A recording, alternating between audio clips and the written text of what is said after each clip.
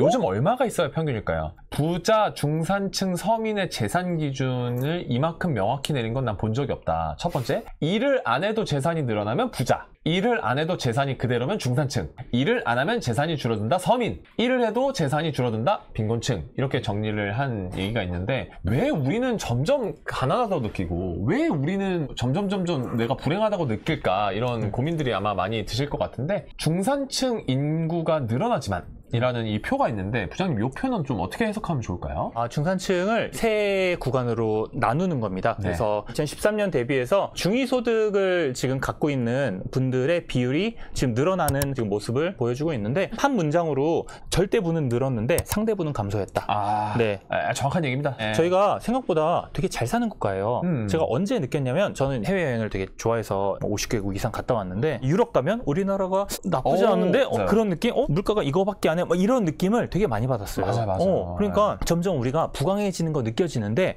오히려 한국에 오면 뭔가 빡빡한 거예요.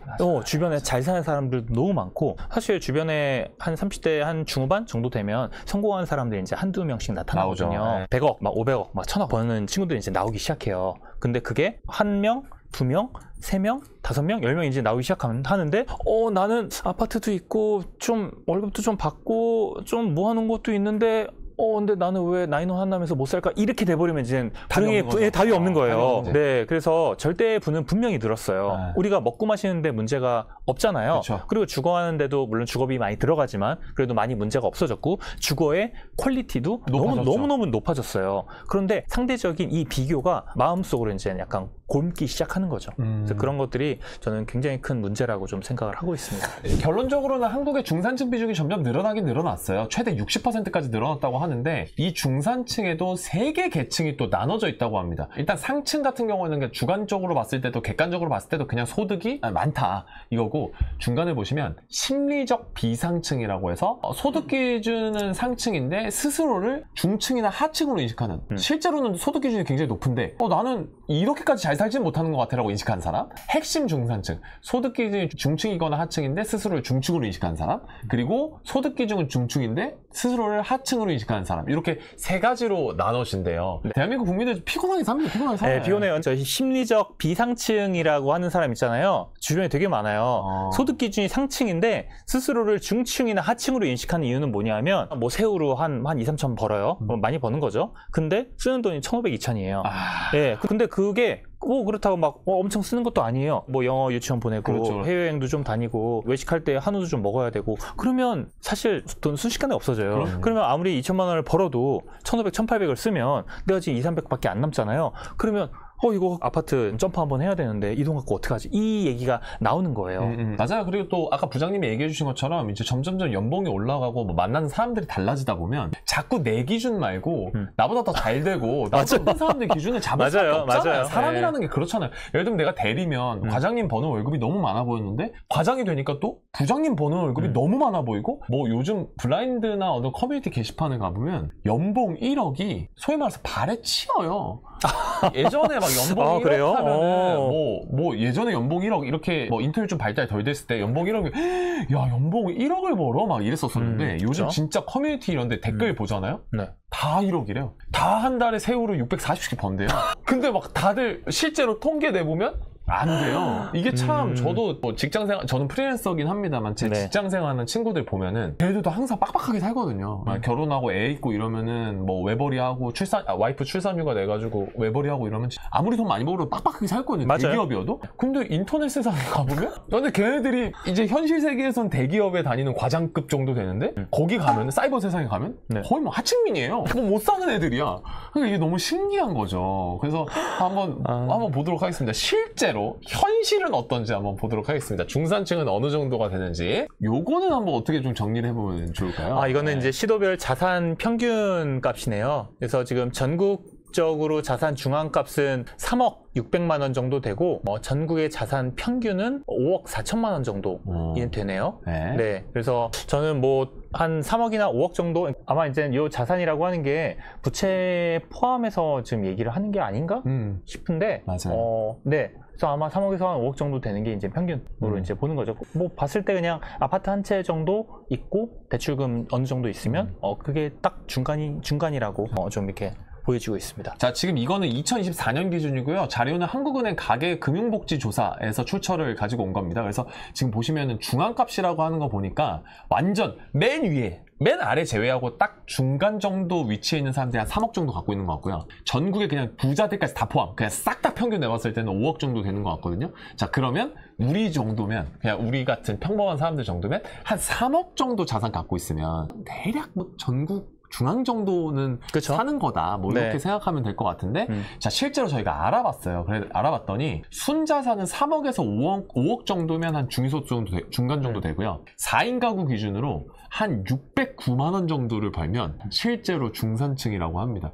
이게 세전 기준이니까 부장님 한 609만 원 정도 벌면은 세후로는 얼마 정도가 될까요? 거의 그러니까 세금과 뭐 건보료와 국민연금 이거 다 빼면 거의 한 500만 원 될 것 같은데요. 야, 근데 이게 사실 네. 이제 500만 원이 작은 돈은 절대 아닙니다. 작은 돈은 절대 아닌데, 우리가 생각해보면 4인 가족이라고 쳤을 때 보통 이제 엄마, 아빠, 그리고 애 둘이란 말이에요. 네. 그럼 이제 엄마, 아빠, 애 둘의 보험료도 다 들어갈 거고, 뭐 저축도 다 해야 될 거고, 통신비부터 용돈부터 다 쓰고, 식비 쓰고, 생활비까지 다 쓴 금액이 500 얼마면은 이건 좀 빡빡할 것 같기는 하네요. 네, 뭐 남는 게 아마 없지 않을까 싶어요. 네. 근데 지금 보면 기준 중위소득이 4인 가구가 572만 원에서 609만 원 정도로 올라갔고, 1인 가구가 222만 원에서 239만 원 정도로 올라갔다는 거, 이런 통계가 있습니다. 근데 올라갔긴 올라갔지만 아까 부장님이 얘기해 주신 것처럼 절대적인 소득은 늘었어요. 하지만 상대적인 소득은 물가가 오르고 시대가 바뀌면서 굉장히 적어진 것 같은 느낌? 아무래도 사람들이 되게 불행해하는 이유 중에 하나가 이런 이유가 있지 않을까라는 생각이 들고요.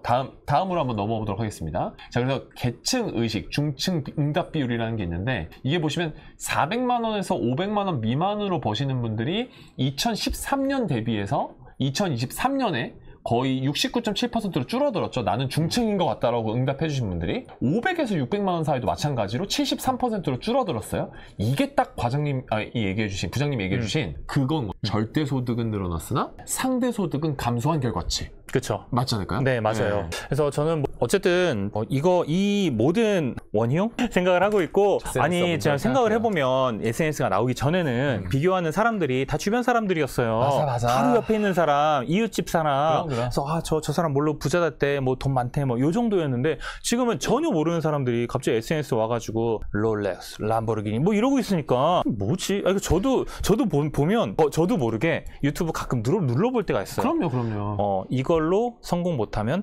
바보입니다라고 하는데 썸네일에 람보르기니 문양이랑 롤렉스 딱 하면 저도 모르게 뭐지 하고 한번 눌러봐요. 그리고 보다 보면 좀 빠지다가 이제 끄기는 하는데, 이런 지금 비교들, 인스타그램도 다 마찬가지고, 이런 것들이 좀 약간 건전한 정신을 너무 좀 피폐하게 좀 만드는 게 아닌가 그렇게 싶고, 사실 비교를 하기 시작하면 정말 끝도 없습니다. 맞아요. 끝도 없어서. 네. 그 안에서 이제 행복을 찾으려고 하는데, 이게 되게 새님 같은 대답일 수도 있어요, 사실은. 사실은 저도 사실 비교를 해요. 당연하죠. 안 할 수는 없어요. 네, 안 할 수가 없어요. 안 할 수 없는데 이제 내면의 평화를 찾기 위해서 부단히 이제 노력을 하고, 그리고 약간 저는 이제 점점 더 기준을 외부가 아니고 저 내부와 저희 가족의 행복, 거기에 더 초점을 맞춰갖고 지금 살려고 부단히 노력하고 있습니다. 2025년의 트렌드 모니터 조사 기준 국민의 79.7%가 총 자산 규모를 중산층 기준이라고 잡은, 그러니까 삶의 질이나 행복보다 자산 규모가 핵심이 된 거예요. 이게 맞다니까요. 이게 돈으로 모든 걸 다 재단하려고 하니까 이런 문제가 생기는 것 같아요, 부장님. 네. 그리고 총 자산 규모네요. 순자산 규모가 아니라. 네, 부채 포함. 부채 포함까지. 그러니까 이게 부채를 많이 갖고 있으면 또 부자가 되는 거예요, 그냥. 빚을 많이 내면 부자가 되는 거예요. 정리를 한번 해보자면, 우리 너무 이 돈으로 재단을 해서 남과 비교하고, 나는 저 사람 잘 사는 거 같고, 나 못 사는 것 같고, 나는 너무 서민인 것 같고, 나만 지금 좀 각박하게 사는 것 같고, 이런 생각은 조금 접어두고 하루하루의 우리 가족들과의 행복, 그리고 내가 할 수 있는 소소한 행복들을 좀 누리면서 살면 좀 그런 불행들이 좀 줄어들 것 같거든요. 저는. 그렇진 않아요. 그런가요? 그렇진 않아요. 그럼 부장님 어떻게 생각하세요? 저는 PD님한테 이 주제를 방송 전에 받아봤을 때, 이걸 어떻게 말씀을 드려야 되나. 왜냐하면 사실 저도 그렇거든요. 저도 비교하고, 그럼요, 저도 항상 해요. 불안하고, 저도 뭔가 성공하기 위해서 열심히 하고, 아까 막 24시간 막 이거 핸드폰 한다고 했잖아요. 24시간 동안 맨날 공부하고 막 트레이딩하고 뭐 이러고 있는 거예요. 저도 무언가를 하기 위해서. 그쵸. 그래서 저는 조금 현실적으로 말씀을 드리자면, 지금 하고 있는 것보다 조금 더 노력을 노력을 하셔야 될 것 같아요. 그 노력이라고 하는 게 투자 공부를 하든 아니면 자기 지식의 함양 수준을 높이든 무언가 자기가 지금보다 조금 더 높은 수준의 삶을 살고 싶다라고 하면 저는 그만큼 시간과 에너지를 투자를 하셔야 되지 않을까. 그렇게 해야지 약간 본인이 불안하거나 중산층과 서민이라고 생각하는 거를 일부라도 좀 해소할 수 있지 않을까 그런 생각을 갖고 있습니다. 이게 저희가 참 약간 교과서적인 대답을 드리기도 좀 뭐하고 그래서 그나마 조금 약간 일부 약간 현실적인 약간 대답을 좀 드리기는 했는데 좀 풀기 어려운 질문이죠 사실. 특히 오늘 뭐 여러 가지 주제들 많이 다뤘어요. 뭐 대선도 다루고 뭐 행복에 대해서도 한번 다뤄보고 미국 주식에 대해서 다뤄본 다양한 시간이었는데 저희 구해줘 월부는 뭐 언제든 이런 다양한 주제들 현재 이슈가 되고 있는 주제들을 많이 다루고 있기 때문에 언제든 7시 목요일 7시에 들어오셔가지고 저희랑 같이 이렇게 얘기 나누고 질문하고 하는 시간 가졌으면 좋겠고요.